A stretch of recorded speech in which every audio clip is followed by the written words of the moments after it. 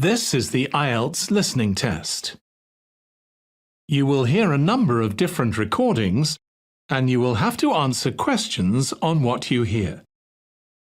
There will be time for you to read the instructions and questions, and you will have a chance to check your work.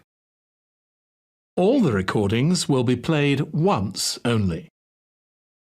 The test is in 4 parts. At the end of the test, you will be given 10 minutes to transfer your answers to the answer sheet. Now turn to Part 1.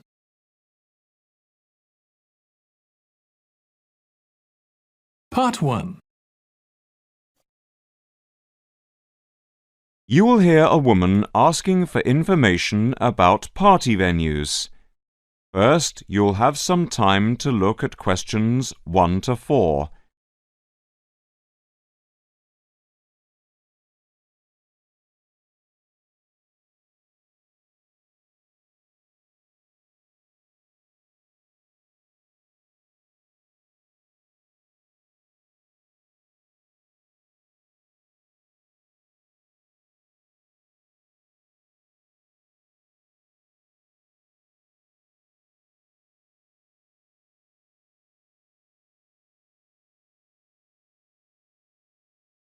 Listen carefully and answer questions 1 to 4. Hi, good morning. My name's Alan. What can I do for you? Hi, my name's Rachel Wilson. I understand you hire out rooms in the community centre as venues for parties. Yes, we do. We have various sized accommodation. It depends on what you're looking for, really. We're looking to hold a party, a children's birthday party, and we need a room that holds about 90 people with space for a small disco area, games, dancing and food. Well, we have a large room, and it would certainly hold at least 100 people comfortably. It is used a lot for parties, things like that. That sounds as if it might be suitable. I've tried various venues and they're either booked up or they don't hold enough people. Can you tell me when you were thinking of holding the party? I know it's short notice, but we wanted to hold it Saturday week. That's September the 21st. Let's have a look. Yes, you're in luck. The Mandela Suite is free then. I'll just write that down. Mandela. And the time? When were you thinking of holding it? In the afternoon, from 3:30 p.m. to 9 o'clock p.m. Yes, OK. There's no smoking on the premises, and we are only licensed to have soft drinks. That's OK. I think I'm happy to go ahead. Before you hear the rest of the conversation, you'll have some time to look at questions 5 to 10.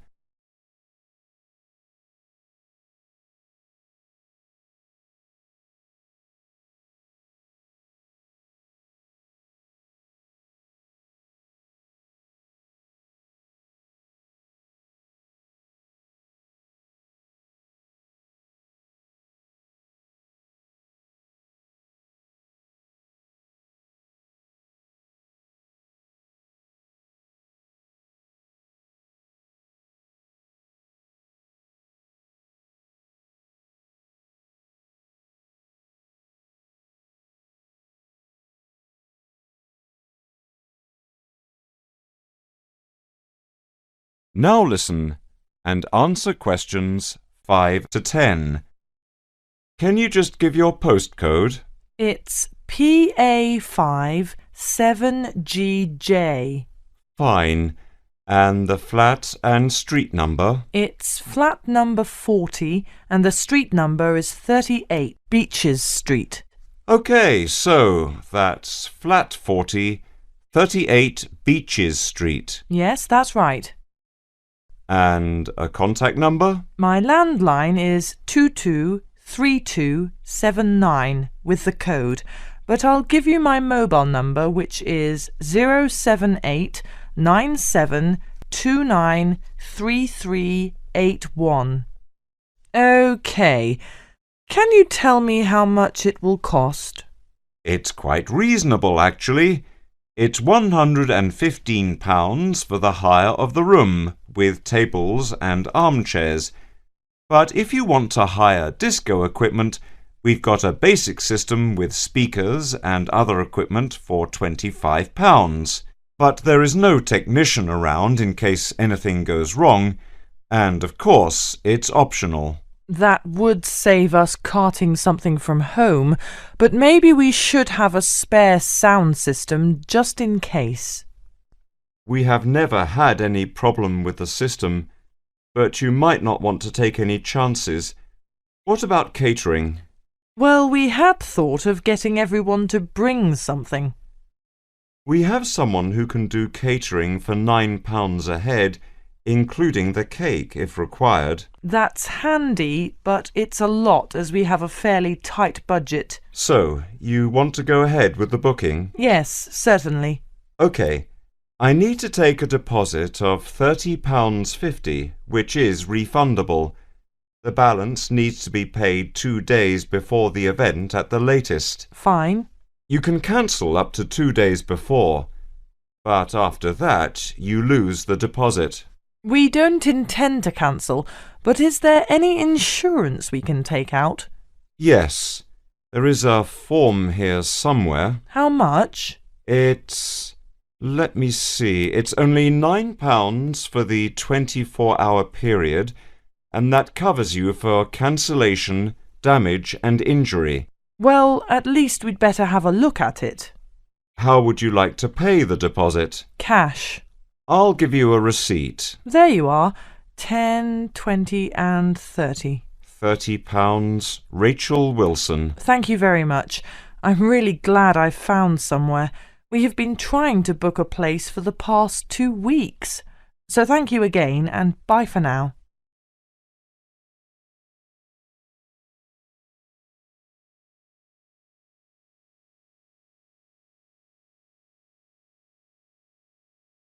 That is the end of part 1. You now have 1 minute to check your answers to part 1.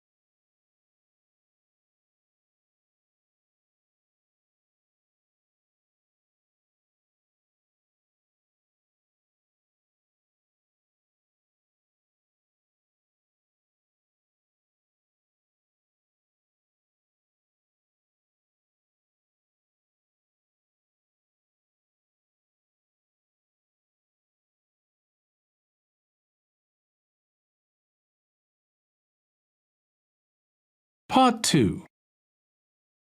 You will hear an introduction to a camping trip. First, you'll have some time to look at questions 11 to 14.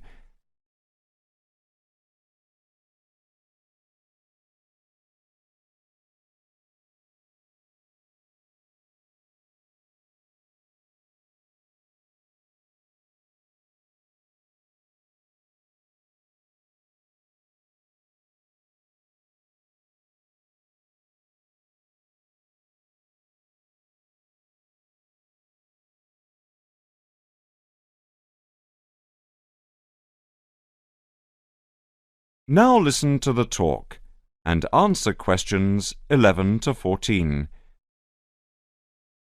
So, as you see, it's going to be quite an action-packed weekend. Well, that's all from me, so I'd now like to hand you over to Mary, who is going to tell you about the camping trip we've arranged for the coming week. Mary, it's over to you. Thanks, Pete. Well, as Pete just mentioned, the camping trip has been organised for the coming week, which means that it will probably be quite chilly, especially at night, so I guess clothing would be a good place for me to start. Now, as I said, be prepared for some chilly starts. A good woolen sweater is an absolute must. Thermal underwear would also be a good investment, although I'm not suggesting you dash out and buy some. But if you do happen to have some knocking around, I'd certainly recommend taking them. You may also consider taking walking boots. They really do help to protect your feet from the undergrowth and offer good support for your ankles. In fact, sprained ankles are one of the most common injuries on trips such as this one. But if you don't have any, don't worry too much. A good, strong pair of shoes will do just as well. After all, we're not going rambling or potholing. But what I strongly suggest is that you buy some lightweight waterproof clothes. You know the sort of thing. They fold up very small and easily fit into your pocket. But do make sure they are both windproof and waterproof. This is very important because it can get very windy on the moors this time of year, and the chill factor can actually be very dangerous. People have even died from exposure simply because they weren't protected from the wind. So make sure you have those waterproofs with you. Before you hear the rest of the talk, you'll have some time to look at questions 15 to 20.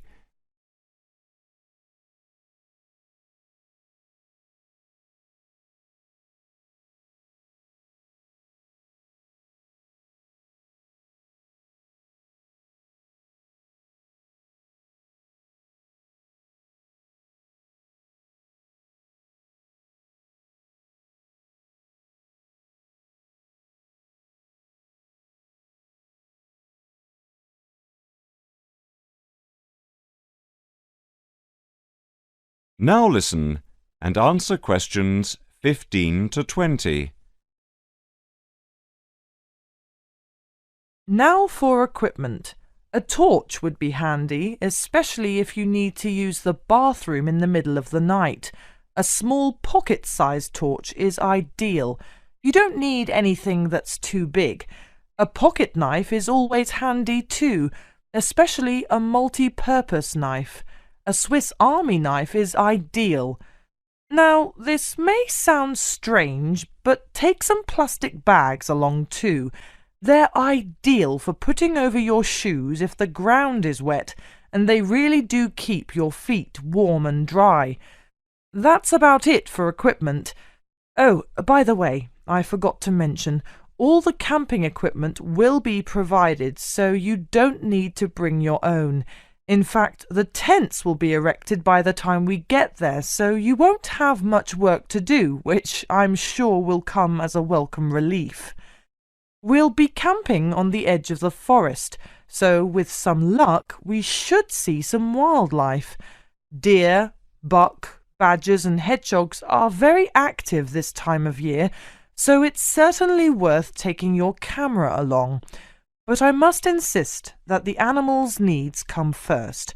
Always remember that we'll be camping in their home, so we must respect both their privacy and their territory. So it's very important that A, you never, and I repeat, never leave discarded rubbish lying around, and B, that you keep the noise level to a minimum at all times, especially at night.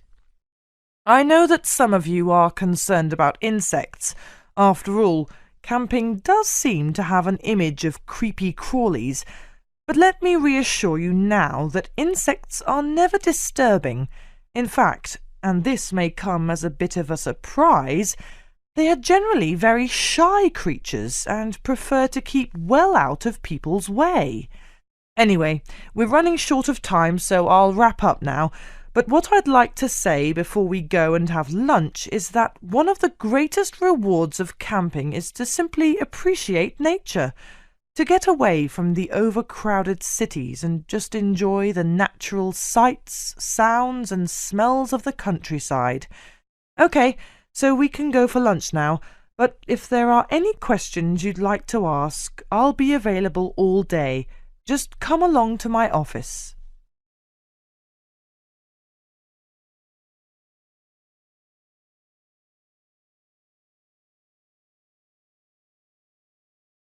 That is the end of part 2. You now have 30 seconds to check your answers to part 2.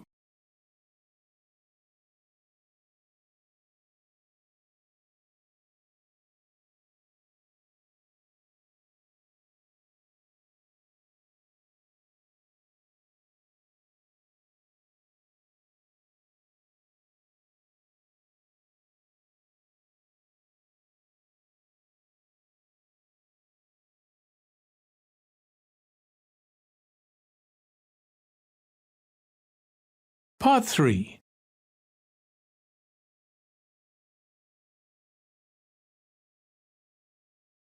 First, you'll have some time to look at questions 21 to 25.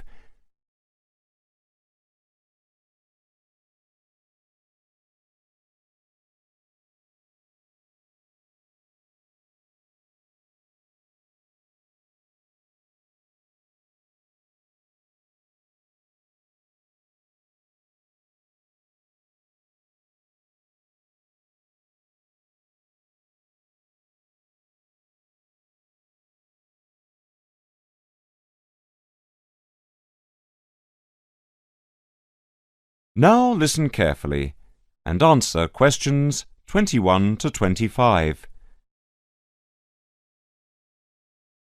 Hi, my name is Rosanna McLaren. I'm a bit early, but I have an appointment to see the Assistant Registrar, Andy Matthews, at 10 a.m. Hi, I'm Andy Matthews. Nice to meet you. Nice to meet you. My tutor advised me to come to see you about changing my course. Yes, I've had an email from your tutor, David Vine. Let me just call it up. Here we are. It says Tutee Rosanna McLaren is on the Wednesday part-time course and wants to change to the distance learning program. Have you any problems with the course itself? Oh no, I love it. I think the course is really worthwhile. The theoretical sessions once a week on Wednesday from 10 a.m. to 3 p.m. are really good. You have 2-hour sessions then? Yes, that's it. And I have to say, I think the practical session from 4 through to 9 in the fashion workshops are also good fun. But I am finding it all very tiring, and it makes me too exhausted for my work on Thursdays and Fridays. You work the other 4 days of the week? Yes, and some Saturdays. I see. So, what do you want to do? I'd like to change to the programme with the distance learning component instead of the Wednesday sessions. Yes, that is a possibility. I see from your tutor, Dr. Vine, that he has no problem with this, but you realise it's possible you'll have a different tutor. Yes, I'm aware of that. It's a shame because he's a very good tutor. What do I need to do now? First, we just need to fill in this transfer form and the claim form for the reduction in fees. Oh, I didn't realise it was cheaper. Oh yes, it's £1,000 less a year. It gets even better. Can I start the distance learning programme from now? I don't see why not. I just need to get a signature from your tutor, which should take only a short time. I'll email it to him now, and then he can sign it and put it in the internal mail. OK. But I also need to go through with you what is involved in the distance learning program to make sure you are clear about everything. Well, I understand I attend the weekend course once a month and that I can book a bench in the fashion workshop at any other time. You have a computer at home for the distance learning? Oh, yes. I have the necessary equipment for making video calls over the internet already. It's the flexibility of the distance learning over the internet that is very useful.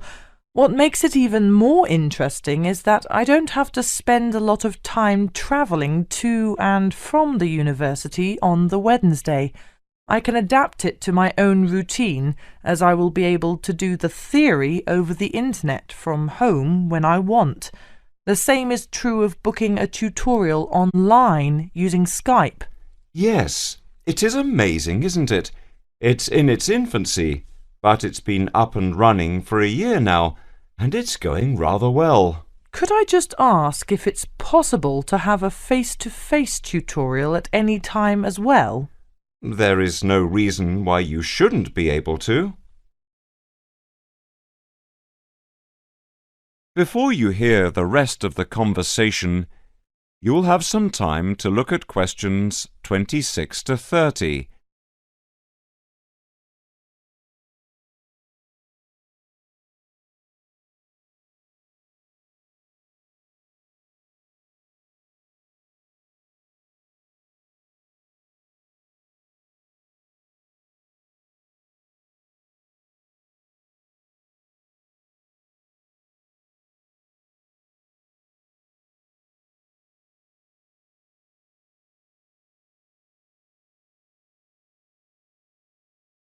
Now listen and answer questions 26 to 30. What about the assessment for the distance learning? I take it that it's the same as for the other programme. Let me see. Each month, you are expected to keep a written course diary and to present a seminar paper. And at the very end of the course, there will be a written exam which will account for 30% of the total marks. What about the coursework?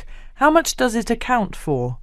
The design portfolio which you need to present at the end accounts for 50%.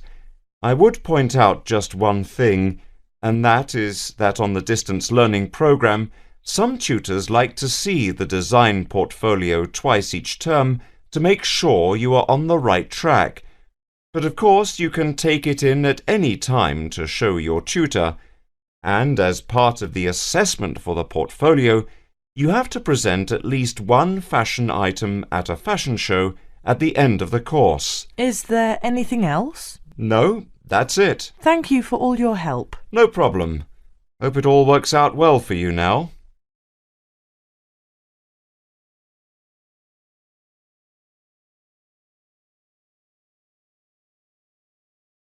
That is the end of part 3. You now have 30 seconds to check your answers to part 3.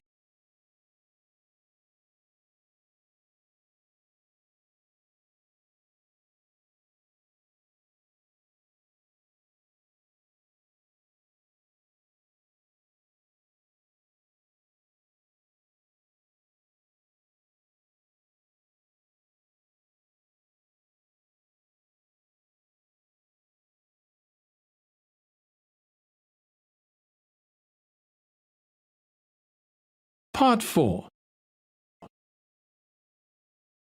You will hear a lecture on the subject of population growth and decline around the world. First, you'll have some time to look at questions 31 to 40.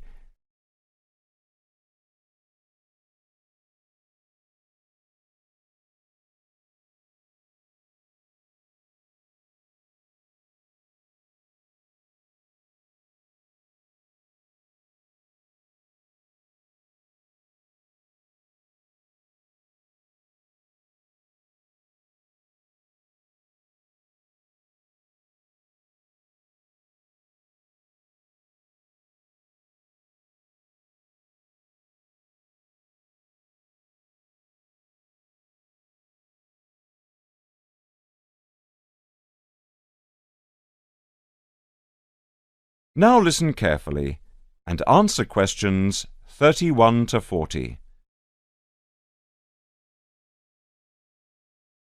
Now, you may be wondering why I've entitled this lecture Decline of the White Man.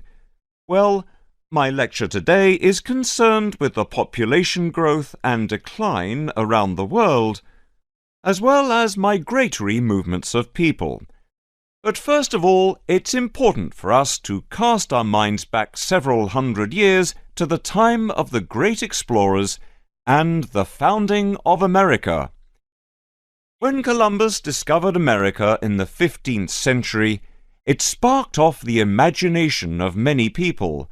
Europe at the time had reached a level of technology and social stability that allowed them to explore the world, and in doing so they realized that the world was much bigger than they'd previously imagined, with vast areas of largely uninhabited land, such as the newly discovered America.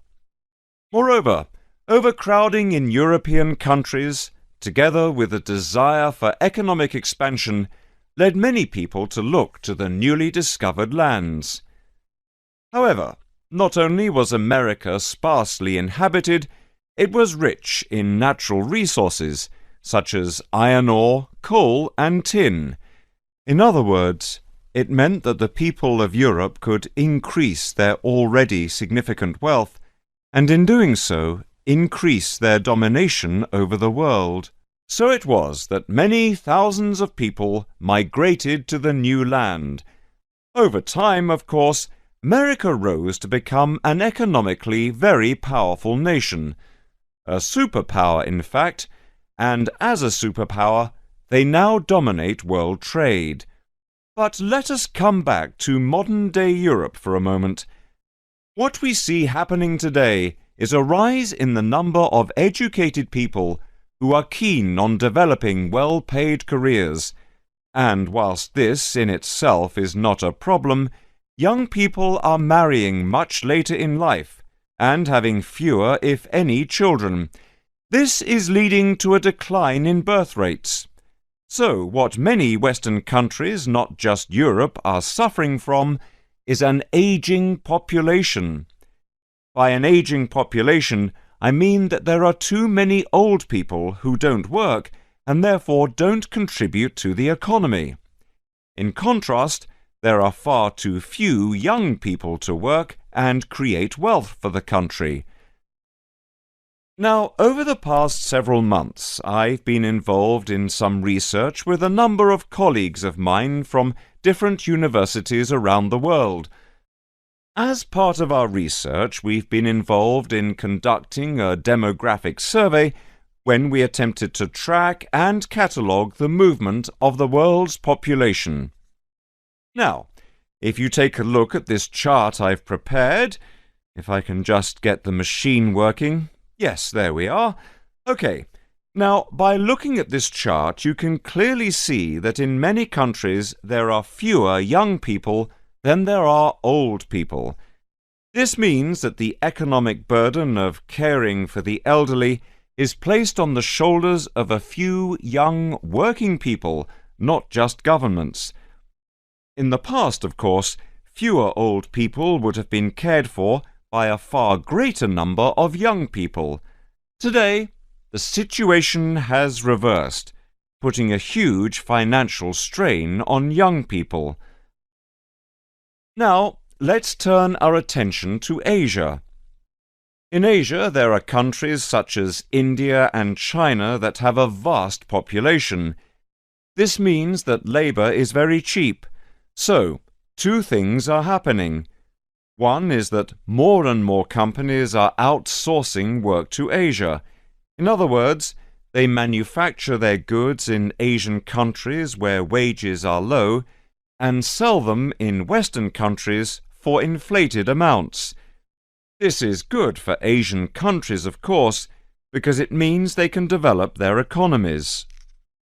But as Asian people grow wealthier, many decide to go overseas to study, or even immigrate in some cases. Don't forget that many countries need skilled people such as engineers and nurses. So what we are witnessing today is a massive shift in the world's population from Eastern countries to Western countries.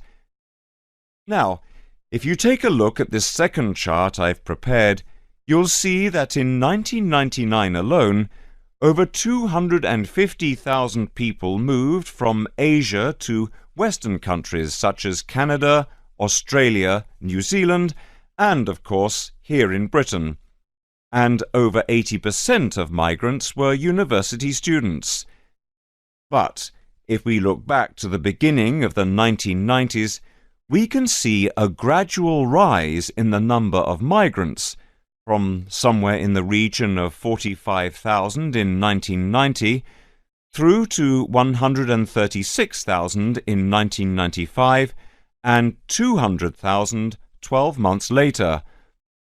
And based on the present rate of expansion, we estimate that by the year 2010, somewhere in the region of 750,000 people will migrate from Asian countries to Western countries every year.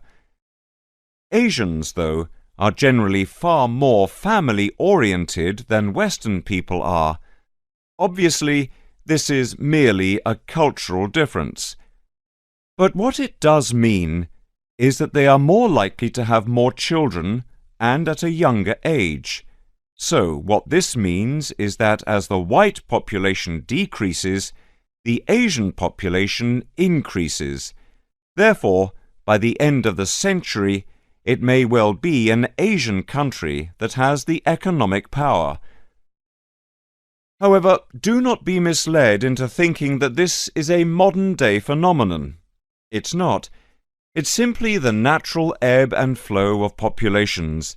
It's a universal law of nature that certain populations grow in strength as others weaken. It happens just as much in the animal kingdom as it does in the world that humans live. Therefore, it's wrong to assume that we should do something to change what is happening or try to prevent it in some way. What we should do, however, is simply try to understand the forces involved, and through our investigations, try to gain a better understanding of the world in which we live. That concludes the lecture for today, but if any of you would like to follow up on some points I've mentioned here today, then I've put together quite a comprehensive reading list for you.